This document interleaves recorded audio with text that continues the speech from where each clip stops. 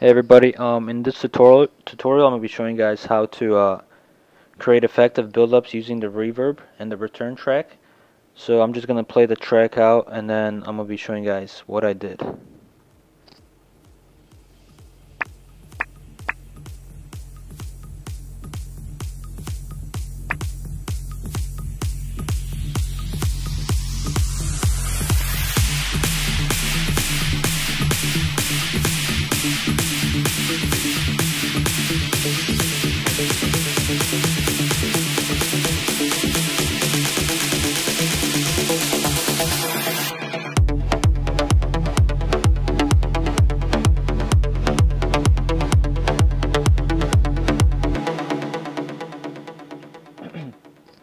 Okay, so basically it's just a return track with reverb, and all you're doing is controlling the dry wet. I also added a stereo imager just to make it wide. So this is what it sounds like with and without.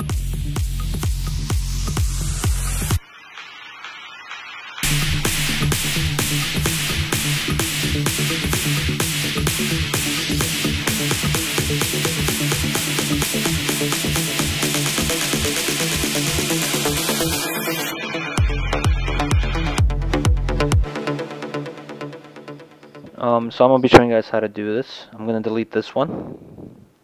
And what you do is right click and insert return track. And then you want to add EQ8, cut the lows, because you don't want anything from the low, it'll just muddy up the mix. And as well you want to cut the highs. You don't want nothing piercing through the speaker. We'll adjust this later once we have the sounds. But for now, just leave it as. You want to add a reverb. You want to take everything off, put the quality up to high, turn this off, the chorus, make the stereo all the way and the size all the way. You want to put the decay all the way, and dry wet, this is what you're going to be controlling. What else? Stereo imager just to make it wide. I'm going to be using the waves. S360. Then load this preset, stereo to surround wider, and I'm just going to reverse it to 180 just so it's behind the speakers. I'll show you guys the difference between that. So what you're going to send to this return track is, the way I do it is I group everything as one, as you've seen in the projects.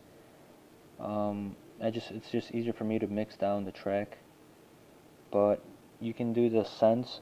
Say you have synth channels or percussions effects, you can still do the same thing. All you have to do is just send it to this return track. And how you do that is you go on this session view, and these are your sends right here. And so the one we just made is the EQ, the D, the EQ8, the reverb, and the stereo imager. So I'm going to send the whole group to the D return. And then I'm going to go on the channel, the return channel, and you want to click on the dry wet, and that's what you want to control right before the drop. So I think at 45 seconds is where this break starts. Let me just hear.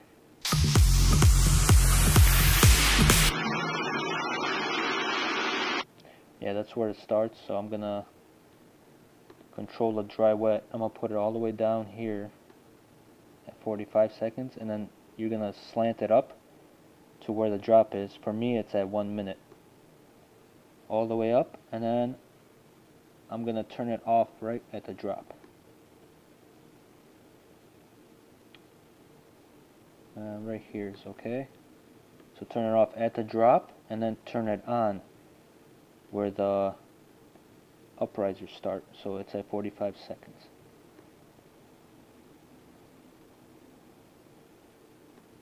Oops.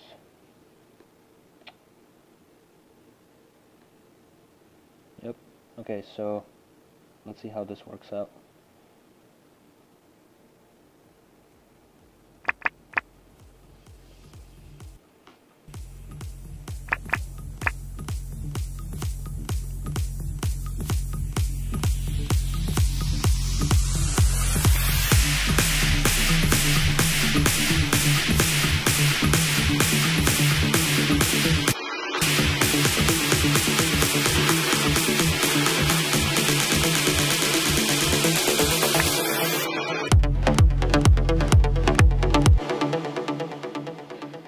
just simple as that. I'll just show you guys the. Oops, I'll just show you guys a stereo imager. You can hear the difference without it and with it.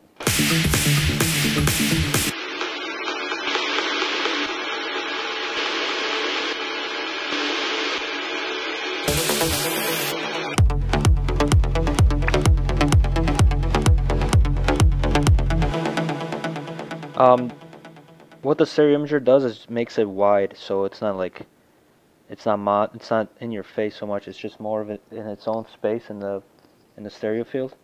But if you don't have waves, you can find other stereo imagers, as well as Ableton has their own. If you go into EQ8 and just type in stereo, and you'll find the stereo effect. It works just as good. And yeah, so that's basically it. Just follow the steps, and you can be making some cool drops with this. Or effects, build-ups for the drops. So subscribe, stay tuned, and we'll see you guys next time.